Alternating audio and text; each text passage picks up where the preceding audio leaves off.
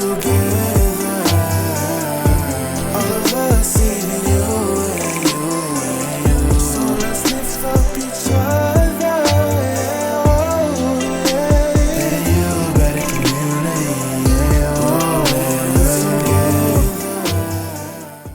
hey guys, welcome back to All the Things podcast with Chastity Jeff.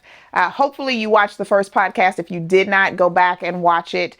Started a segment. It was kind of a lengthy segment, but hang in there with us. I had my friend Melanie Gonzalez with me, and we just want to maximize the time that we're together. So we've talked about, she asked me some very interesting questions about myself. We started talking about kind of how the work that I do supports her in corporate America and her personal business. We're going to dig a little more into her personal business today because it's a very important topic for me. It's a very important topic for you. It really is about you. What we're going to talk about today is the people. And a lot of you that follow me, I know, are small business owners or hopefuls, entrepreneurial hopefuls. You know, if you followed me for any amount of time, that I'm not one that tries to prove myself to be a guru, to tell you how to make $1 million in 2.5 days. I'm not going to tell you that. What I am going to do is be transparent with you and tell you all the things that I did wrong in hopes that you don't have to make those same mistakes. And I'm going to invite people in that I know are gifted and talented in particular areas and really let them be the teachers. And so Mel's back with me for this second segment. Y'all, no holds barred, because it's all the things. Like, we are super transparent, super truthful. We're recording on the same day, so we have on the same clothes. So for those of you guys that are like, what, are they wearing the same thing? None of your business. Mind your business. In this space, it's a safe space, and it is the same day, but it is take two. So Mel, let's just jump right into it. And we talked about, before we took our little break, a lot about me. But now I want to take the light off me for a minute, and I want to put the light on people, right? We started talking a little bit about corporate America and we just mentioned DEI. So can we start there? Can we talk about what is DEI? Why is this an important topic for us to share with my viewers who are probably following me because they've heard me preach, or because they've, seen me do lives with Pampered Chef or lives with Arte? Why am I talking DEI and corporate America with you on this podcast when we talk about all the things? I think it's because you are here for all the people. Mm-hmm. And guess what DEI is here for? All the people. Yeah. It really is that simple. And I think we have to kind of break it down, right? The D, the E, and the I. Yep. A lot of times people put them together, and really they're different.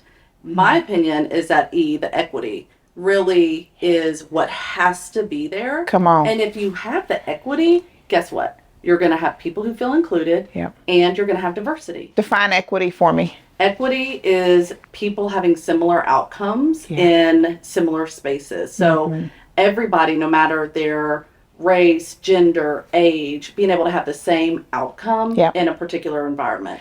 I want to coin a term today. And I don't know, I've never heard it before, so I'm hoping this is the first time you hear it, and then we can get credit for it. I would love for us to lean into, how do we create efficacious equity? Tell me what that effective equity? Efficacious. Tell me what efficacious. So when we're talking about efficacy, self-efficacy, this is my responsibility to myself to ensure that when I'm in those spaces, I am maximizing the opportunities afforded myself so that equity is presented. Because I feel like we always address this from the point of barriers, right? We always address this from the barriers that are put in front of people. Nobody wants to have this hard conversation with me. A lot of people actually don't like talking to me because I think it feels like for them that I am, I'm not pro-Black enough when I say this. There's a level of responsibility that I have. And it's not because I'm Black, and it's not because I'm a woman. There's a level of responsibility that Chastity has when put in a space to show up and to be, right? So when I talk about efficacious equity, okay, yes, how do we create the space of equity? And then what is my responsibility in that space? Right. And I think something you said there is interesting. A lot of times when a person is in a position and they got there because there is some sort of equity related program, people sometimes assume that person didn't make it on their own merit, that they didn't have that self-efficacy to get there. And guess what? They're wrong. Come on. They're wrong. Go there. Go there. Yes. Now, are there scenarios like in the 0.01%? Yeah. Where people could be making judgments based on data and not actually pulling the best candidate, the best person? Yeah. I mean, of course, we're humans, we're flawed. Yeah. But 99.9% of the time, guess what? That person is probably 10 times more qualified for the role. So let's pause for a second, because I also want to say this, okay? That is one side, but I also want to say stop blaming people when you didn't get the job. True. And you weren't qualified. That's right. Like, because here's what I want to really see happen. I want to see the best candidate, the most qualified person be put in position to be successful and get high yield profitability. So one of the things, and I feel like I learned this from, you asked about my childhood. One of the things I can remember, I told you I was a great student on the last episode, right? And that's not to toot my own horn, but I remember I used to have friends that would get paid for A's, like $5 an A or whatever. And I asked my mom, like, why don't I get paid for good grades? And my mom said, I'm never going to pay you for something that I know you're supposed to be doing. Ooh. Come on. Right. She didn't even know what she was teaching. Right. But that has deposited something on the inside of me. If I am capable, that's my baseline. Right. Exactly. Come on. That's not my target. Right. That's my baseline. Right. I want to see the person who has a baseline, right, of efficiency, of high quality, of high yield, get that job, Right. and then be given the opportunity to maximize their potential in that space. Right. But that can't happen if we have people that are saying, I didn't get the job because you weren't qualified or you just weren't the best candidate. Right.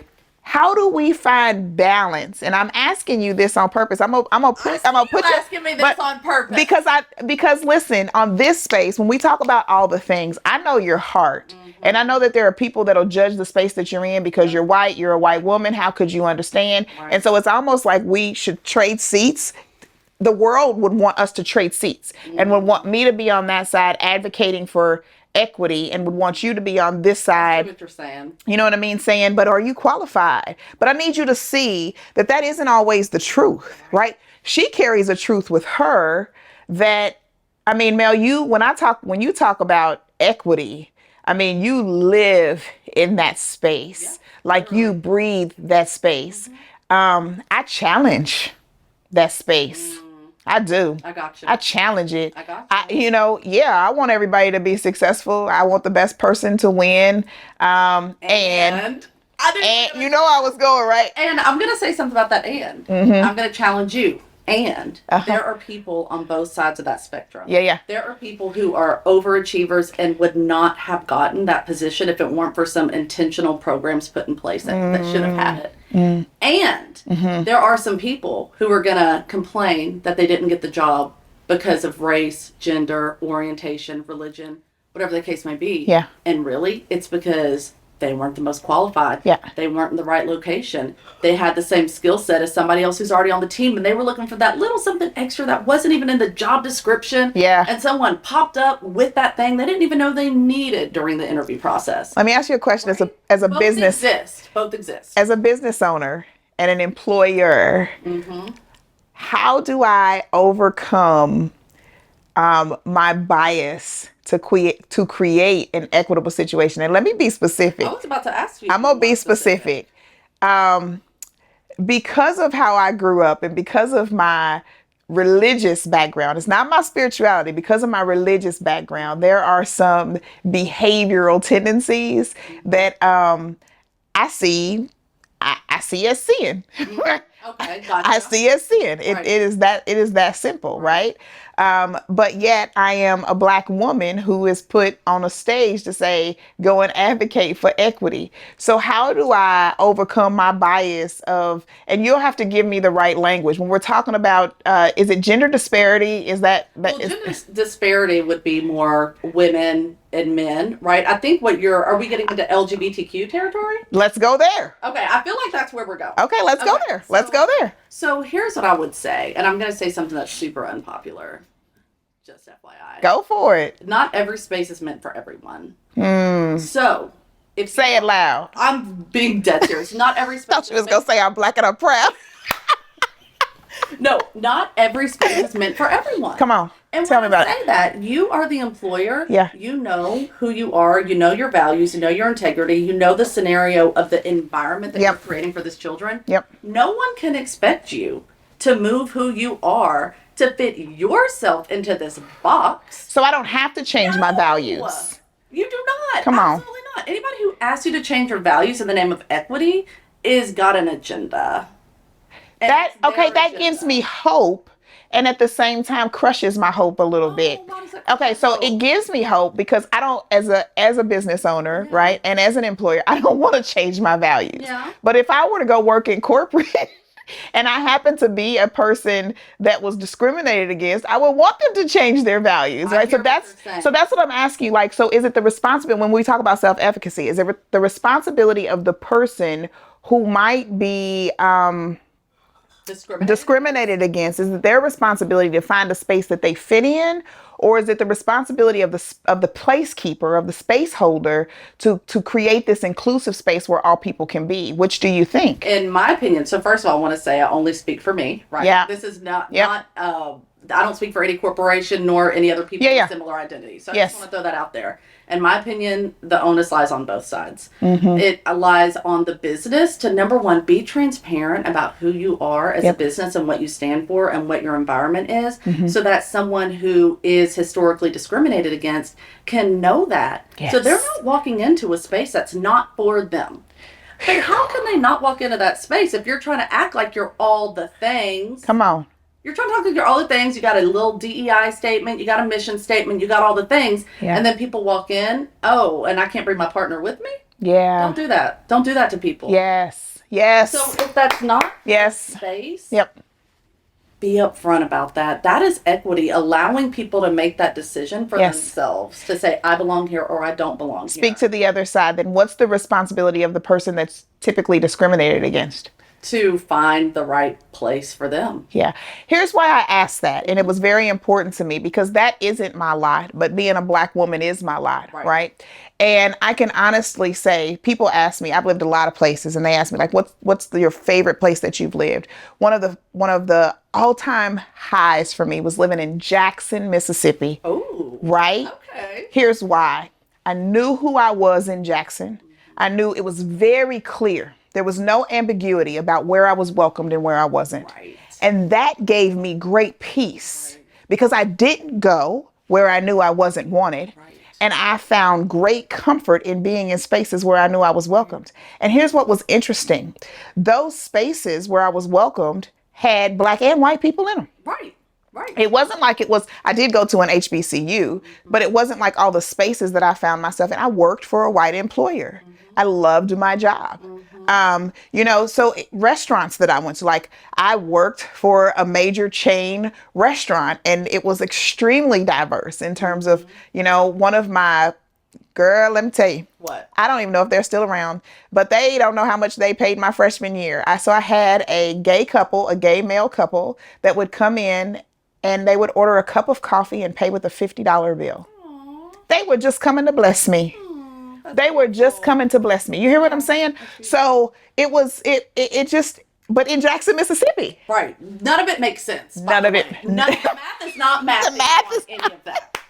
But I think that clarity, that transparency, which is what I love about your business. I know that's one of the things that you go into businesses and help them teach and help them write statements and make sure that they're honoring, the truth of and the integrity of who they are. That gives me hope. Yeah. Right. And that gives me hope for my own business that I don't have to change my values. I just got to be clear about them. You've got to be very clear about them. But let's go here. That means that I got to be clear about them. And then that's how many people, so when we're talking about the people, because that's what, we want to spend the next few minutes talking about, how many people do you see struggling to know their own values? Oh my gosh. All the people.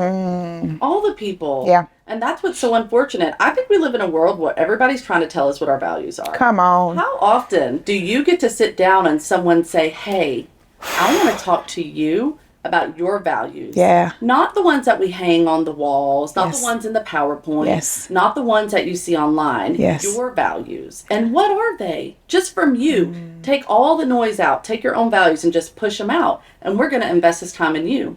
That What's doesn't one? happen. What's your number one value, Mel? I can't rank them. Okay, give me one. What's one of your values? Joy. Talk to me about that value. Well, first of all, it's my middle name. I hated it. I was like, love how it. dare you name me with the name Joy? But whatever. Shout out to your mama. Shout out to your mama. Yeah, I grew into it. Fine. I love it. So joy. So joy is an interesting one because here's the thing about values. What you don't realize whenever you have values and you want to be transparent is that it comes at a cost. Right? So there is an impact to you having a certain value. Yes. I value joy. I'm upfront about it. What does that mean? There are clients who may not want to work with me. Because guess what? If you want to come in here and be like, wah, wah, wah, like, this isn't the space. It's not the space. Now, if we all have bad days, yep. But if you need like an energy that's a little bit more, let's say, I don't know, not grounded because I'm very grounded, but if joy's just not for you, if that type of light atmosphere isn't for you, cool, don't come. Yes. Like, it's cool. I appreciate that because I think sometimes we like throw out these terms, we throw out these phrases, and it's like somebody that's watching may say, well, how do I define my values? Or some people assume they have values. Right. They've never identified them. They've never stated them. Right? They've never even seen them written, but they think they have these values. And I think oftentimes we find ourselves like tossed to and fro because we really haven't done the work of identifying our values, right? It's not that hard. Okay, how would you do it? I would do it by, first of all, I think get a coach. I think have somebody. Let me pause. I am your life coach, Chastity Jeff. Okay. I think you have to be pushed in the process. I had a coach. All my coaching is done through an equity-centered lens with an equity institute. So we go through our processes, and then on the back end of our processes, we look at what does that mean for equity, right? Yeah. So having a coach to kind of push you and to help you see, is that really a value or is that something someone told you to say? Are you about to stand up for that? Yes. Are you willing to do what it takes? Yes. And to push you, that takes another human in the room. Yep. To do that, right? I know my viewers. I know y'all. And I know y'all are like, so what are Chastity's values? So like my values are clear. Mm-hmm. They're right there. Oh, I've been reading those off to do So those of y'all that can't see, so I have the fruit of the Spirit. The fruit of the Spirit are those are my core values. Mm-hmm. And I want you to think about for a moment everything that you know about me and everything you've learned about me in the last 5 years. Mm-hmm. Would you say that that's true? Absolutely. Those are my values. Absolutely. I go back to them, and here's what's funny is like I challenge myself against my values. I don't challenge other people against my values. I challenge myself against my values. That first one, the first value that I have is love. Mm-hmm. And my love is based off of 1 Corinthians 13, which talks about an agape love. And it says, the first sentence says, love is patient. So I stop right there. Like my check mark right here for myself. Am I being patient in every situation? Mm-hmm. Am I being patient? If I'm not being patient, I can't even get to the next thing. Right? The next one says love is kind. Okay, so I might be patient, but am I being kind while I'm waiting? Because if I got a whole attitude, like I can't even get past, so I don't even get to joy, girl, until I get out of love. I haven't gotten there yet. I'm telling you. And here's what's so interesting is there was a season in my life where I realized that I needed, if you've ever watched my Bible studies, you've seen this because I broke it down for people in one of the Bible studies that I did. But you need the top 5 in order to perfect the last 4. You need love, joy, peace, patience, and kindness to be a good person, mm-hmm. to be a faithful person, to be a gentle person, and to exercise self-control. Right. Like you need those. They complement each other. So, we talk about all the things really like this. I'm figuring out that this podcast is really, the goal of it is to help people begin to see the interconnectivity of your lives, that things don't get to operate in silos. Everything is interconnected. What you think about people is going to inform how you work with people. Absolutely. It's also going to inform your productivity in your company. It's going to inform the relationships that you have within your organization. It's going to inform your ability for promotion. It's going to inform your longevity in the company. Like all of and that's just a value. Right? A value. Somebody that would come to work for you with joy being one of your priorities, one of your values, and they are an Eeyore, right? Is not going to be somebody that's going to promote through your company. I mean, it's going to be really hard. Well, I'll take it one step further. They're going to be really uncomfortable. Yeah. They're going to be really uncomfortable. Yeah. Because with my values, I make an effort to be very intentional about promoting those values. It does not mean that everybody around me has to have the same values. That is not at all what I'm saying. But I do get to be me. Pause for 1 second, because I got to say this. I want to say this.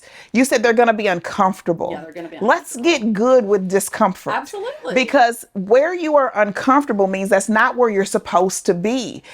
We have been given this gift of I think it's the second law. I think it's Newton's second law, but the equal and opposite reaction, that's on purpose. That brings balance in life, right? So where you're comfortable versus where you're uncomfortable, when there's clarity. Right, when there's clarity, right? So I think that clarity has to be there, because then you're going to know, like, this isn't moving. So am I moving? Right. Am I moving with the company, or am I moving out of the company? Yeah. I love it. Yeah. And so for me, my values are joy. Yeah. Transparency. Trust. Oh my goodness. I know you're gonna make me pull out your papers. Oh, I did tell you my values. You did.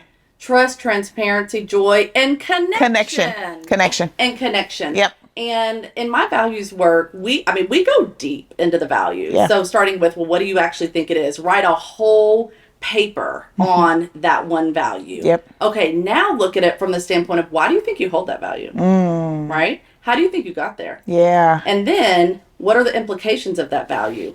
And then another step we do within the equity world is we say, how does you having that value with your identity, cisgendered white woman, how does that impact somebody else of a different identity who holds a different one? How do you manage that dynamic whenever the power dynamics are very unequal? Yeah. They're different. And so you just have to go into it knowing that power dynamic. I love you going there about values, because I think if you go there with values first, then you break down those walls that might have been created because you have gender differences, or because you have racial differences, or because you have socioeconomic differences, right? If you go into it with values, it's one of the gifts that I think I have. I told you about my high school experience before, and how I kind of got along with every group. There are like all these groups, and I got along with all the groups for the most part. I think it was because I did carry the same values. They didn't know it. We didn't identify it. You know, we didn't label it then. But when I go back to it, my number one value, and I will rank order mine. My number one value resonates with every person from every group. It's love. Every human wants to be loved and wants to love. Right. So because that is my core value, it makes it easy for me to get along with virtually anybody in any space. The only people I don't get along with are the people that don't get along with me. Let me ask you this. So I know you wanted to ask about me, but I'm turning it on you. Go. So as a person whose value is love and gets along with everybody, what do you have to say for the statement, if you stand for everything, you don't stand for anything?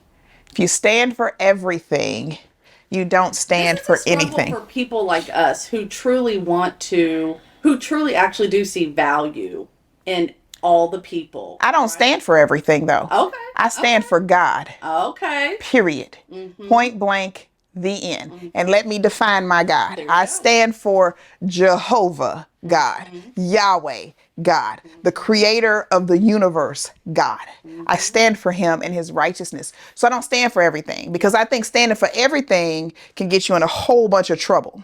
Right? I can love all the people and not love all the people's behaviors. And that as an adult, that shows up when we start talking about decisions that adults are making, right? But I show that from kids. I love all the kids, but you know some of the kids I get.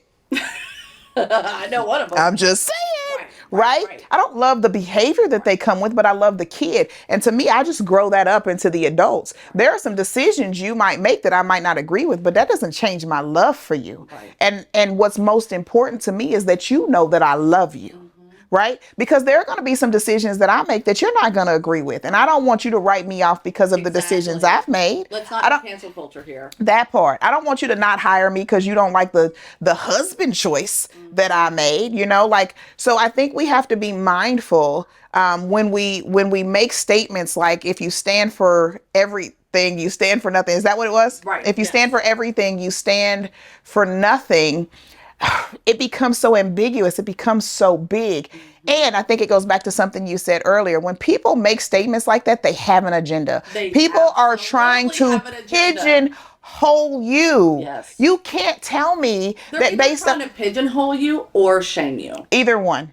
And either one is not okay. And either one is not okay. Right? Because you can't tell me what I stand for, and you can't tell me the implications of what I stand for. The only person that can is my judge. My judge is my God. Right? So, and if we're honest, what we stand for changes all the time because we change. Exactly. Right? We evolve. That is the truest essence of evolution. I don't believe we came from monkeys, but I do believe we're always evolving. You know what I mean? So that is what I would say to that. I will say, though, that I have always stood by the spinoff of that. If you stand for nothing, then you stand. What is it? What is it? Gosh, stand up, even if you're standing alone. Is that what it is? There's another one about standing for something. Anyways, here's what I'm trying to say is you need to have values. You need to stand for something. Exactly. Here's what I stand for. Exactly. Here's what I stand for. And when you violate that, you're gonna be uncomfortable around me. And you're gonna be out of integrity with yourself. And honestly, that's not a sustainable place to be. Yes. And when I think about my business and what I want to see in the corporate world, sustainability. When I say that, people are talking about the environment. Do I care about the environment? Yes, I do. That's not my lane. Yeah. My lane is the humans. So being in integrity with yourself is a sustainable way to be. I want to give you a fun fact. I love play on words, right? I love vocabulary. Some of y'all that follow me know that, but I want to talk to you. You stand for the what? What'd you call them? All the humans. Humans, right? Yeah. I want to break that word in half. The first half of that word is hue. Mm-hmm. All right. That's the image of man. The image of man. I stopped using the words human for that reason. Interesting. Because I don't want to be the hue of you. I want to be the hue of God. Okay. I want to be the image of God. Gotcha. And when I say that those are my values, that's what I'm looking for in people. I love that. What part of the image of God do you represent? Mm-hmm. Even if I don't understand the behaviors, because there are some things that I know I do that people don't understand the behaviors, right? But look for the image of God in me. Right. We can settle on that thing. Well, and we can settle on that. Chastity, I'm about to hand you your flowers. You show the image of God all day, every day. You really do. Bless your heart. In all of the ways that you are. Thank you. And that's why when we met, I saw that and I knew that my baby was going to be safe with you. And I was going to be safe with you. I could see that by all the people running around. You had you had verses. Right? So it's like you didn't come at me anything, but it's just you walk around with the radiance, the spirit. Thank you. That says you are loved. Like that is how you walk around. Listen, when I leave this earth, and I'll be 120 before I get out of here, so y'all will leave before I will. But when I leave this earth, if there's one thing that I want every person that ever knew me to say, is I want them to say, I know I was loved by at least one person on this earth. And there's no doubt about that love. There's no doubt about it. That woman right there, she loved me. Right. She loved me. Love. That's it. If I do that, I feel like I've won. I think you've already won. I feel like I've won the race. To go anywhere. Listen, 120. 120. I'm not playing. All right. I want you to help me for just a moment. I want you to help my viewers because we have like this multiplicity of relationships that we have. Will you talk to me for a moment just about like how important that is to have a relationship? Because you talked about me like being there for your son, but now we're having this conversation because I support you in business. I hope you know, like I've been on my face before God, about your family, your children. Like, I mean, your it was last year, somebody was ill in your family last year. Like those things sit with me, you know what I mean? So talk to me about, when we talk about the people, how important are relationships, and what should people be looking for in terms of relationships? Because I know what you bring, the value that you bring to me. So let me tell y'all, she's here because this is the one person I created this song for my kids. I taught my students this, and it's edify, lift them up. Edify, lift them up. If there's one thing I want people to do, is I want you to use your words to build other people up. And Mel, that's who you are for me. Like, you don't understand. You make it easy. Now I'm gonna get emotional, but there's a list of people that are in my tribe, in my tribe, that I asked to sit on this couch with me today. This is day one, and you're here. Absolutely. You said yes, sure did. And you moved mountains to make it happen. Sure if that isn't edification, I don't know what it is. Because I didn't want to do this. You were like, why do you say yes? Yeah. You said yes. So talk to me about relationships and relational equity. And how important that is. To me, relationships are everything. And I think for all people, so people think of corporations or businesses as an entity, and legally they are. What are they made up of? People. A whole bunch of people. So relationship is the key to everything. For me, also community. We are not in this world alone. Yes. We cannot be successful. We cannot be our whole selves all by ourselves. Yeah. So relationships with other people. And I think also being in relationship, here's why I think a lot of people aren't in relationship. Because we have to be vulnerable. And it's very hard to be vulnerable. Yeah, that transparency. To be in a real relationship with people where it's like, I'm having the worst day. Yeah. Or I'm telling a truth about myself that I'm kind of ashamed that I felt for the first 40 years of my life. Yeah. Like, those are vulnerable things to do. You're super transparent, so I hope you don't mind. I'm going to stop you and share a little bit of our story. Mel came to me in crisis. It just is what it is. Like, her baby was not having a good experience, and she was looking for after school support for him, and where he was, it wasn't working. That's when we very first met, and he came and it worked out. And then, long story short, he becomes a student, and then they move. And so he goes away and goes back to another school, and we'd always kind of kept in contact and like, how are things? And then it was like that re-entry back of like, hey, fire. I need you again. How do you manage that in a relationship where, because you asked this in the last podcast, like if you have to break a relationship, or it has to end, or if it's not a good match anymore, you asked me how I handle that, but I want to ask you the same question. How do you handle that? And how do you re-engage, or do you, or, how do you determine when you're going to re-engage? That depends. So with you, one of the beautiful things was, even though I was pulling, we moved and all that, we still had a relationship, right? So I think like leaving a period or a season on good terms is number one, right? And so that's what we did. It was a season. I forgot the other part. How do you re-engage? How do you re-engage? Yeah, I think if there's an authentic connection, it just happens. Yeah. And sometimes people may think I'm not authentic because I'm so bubbly, or I will text people that I haven't talked to in 6 months, and I'll be like, you're on my heart, hi. And I do that, and it's very real, because they really are on my heart. I don't want anything. I'm not about to hit you up for some MLM. Like, I'm serious. I might hit you up. You're like, she's only speaking for herself right now. But I mean it. But if I hit you up, I mean it. I mean, I think it can help you. It's like both and. We just said that was okay, right? Both and. But generally, it's truly because you really are just on my heart. Yeah. And so people stay with me. Like, to me, how do you keep that authenticity in your world of corporate America? How do you be an authentic version of you in corporate and still climb that corporate ladder? You have to find the people that you trust, the people who are your people, the people who you know exactly what they're going to say about you when you're not in the room. You have to be very, very careful who you're your full self with in corporate. Corporate, by definition, is a competition. Okay? It's a business. It's not personal. Corporate is not. Yeah. And you just have to remember that. Don't get too comfortable. Yeah. Don't get too comfortable. Am I my authentic self? I'm my authentic self with a very few set of people in corporate. But without them, I could not do what I do. Yeah. I could not be in the environment. I have to have them. I have to have my safe place. And they are that safe place for me too.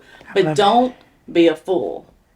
So that is that, I'm all about this transfer of knowledge. That is actually what I tell my students that are going back into a public setting or into a different school setting. Find your people. It's what I tell people that have left the church, that are missing God, that you left a set of people that weren't your people. Go find your people and re-engage. I actually am in engagement with a completely different group of people spiritually now than I've ever been before, because I'm at a different place spiritually. I wanted to grapple with God. I wanted to break my hip moment. We're going to wrestle till I get some understanding of some stuff up in here. So I had to find a group of people that weren't settled in on this is the way and uncomfortable by the questions I was going to ask. And so sometimes your people change by season, but I value that you brought that into this space, and that I want people to know that I don't care where you are in life.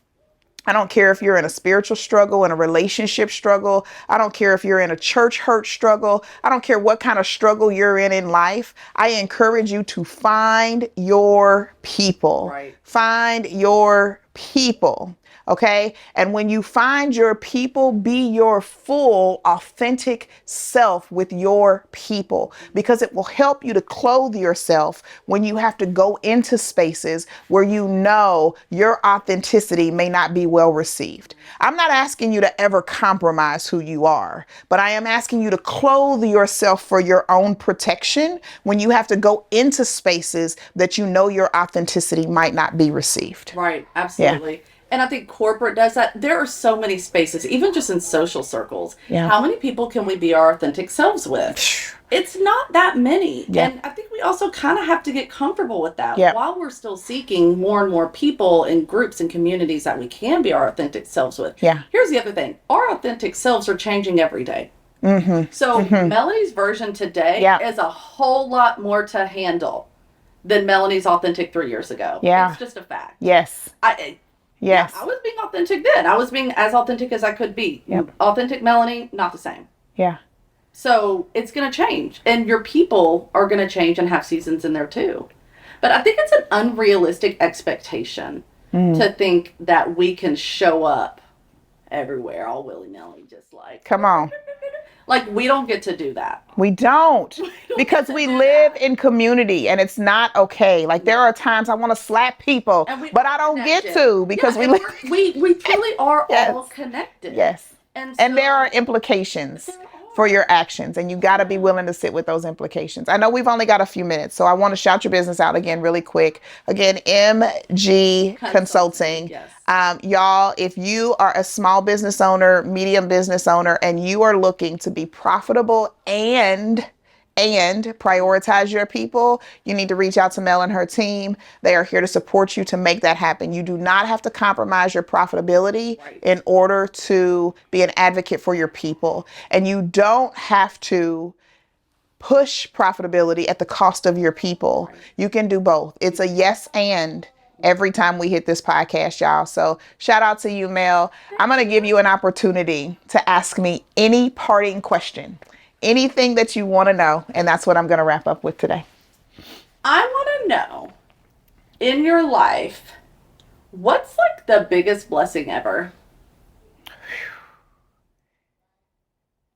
I know.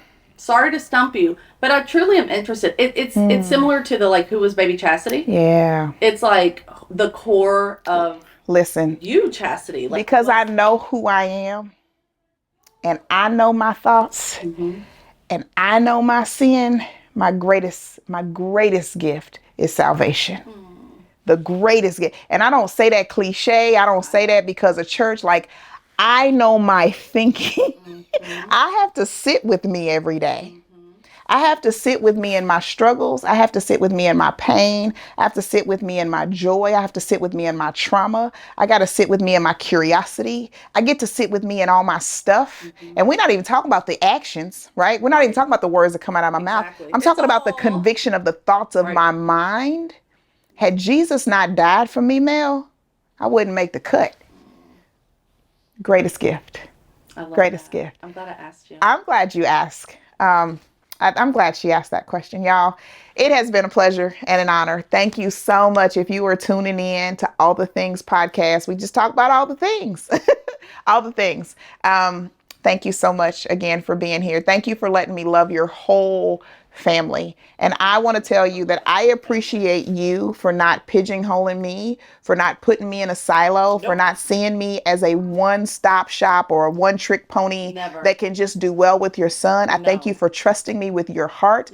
I thank you for trusting me with your business. Because, girl, now we talk about your money. Exactly. I thank you for trusting me with your business. And I thank you for trusting me with your husband, your life, like all the things. Thank you so much. Thank you for being that person who is full of duplicity. Like, all the thank things. you for being all the things. All the things. All right, girl. Thank you so much for coming. I love you so much. All right, guys. Thank you again for watching. Watching. Are you watching or are you looking? Whatever you're doing. Thank you for watching. And until next time, All the Things with Chastity Jeff. I loved your ending. All the Things with Chastity Jeff. I loved it. I think we killed it today. I think we killed it. Some hard questions.